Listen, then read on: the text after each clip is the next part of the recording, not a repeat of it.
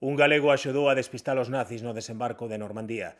Foi ameazado polo franquismo por apoiar os aliados e respondeulles cunha frase que é ouro puro. Queda, porque esta historia é das que non vas esquecer. Faloche de Augusto Asía, nome co que asinaba Felipe Fernández Armesto, nado na Mezquita, un rapaz que saiu dunha aldea ourensá e acabou sentado na primeira fila da historia. Foi correspondente en Santiago e París e en 1928 viaxou a Berlín cunha bolsa. Alí asistiu ao nacemento do nazismo e tamén ao inicio dos problemas. Goebbels expulsouno por contar o que non debía, o asasinato de varios sacerdotes católicos a mans dos nazis.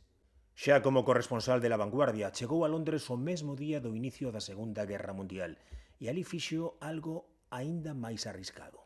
Publicou crónicas que apuntaban a Calais como punto do desembarco aliado na Segunda Guerra Mundial, unha pista falsa conveniada cos servizos de intelixencia británicos e estadounidenses, unha manobra pensada para confundir os alemáns. E funcionou. Os nazis desviaron tropas e Normandía quedou máis desprotexida.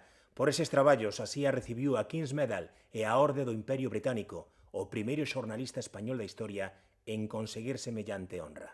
Pero non todo foron medallas. O réxime franquista ameazouno. O seu apoio aos aliados pode custarlle a nacionalidade española.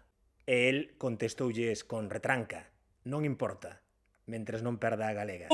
Asía estivo tamén nos xuizos de Nuremberg, o Tribunal Militar Internacional que someteu a xuizo aos nazis de alto rango. Foi un dos 3 xornalistas españois que sentaron a poucos metros de Goering, Hess ou Ribbentrop, apuntando acenos, frases, miradas. Sígueme para máis historias con acento galego.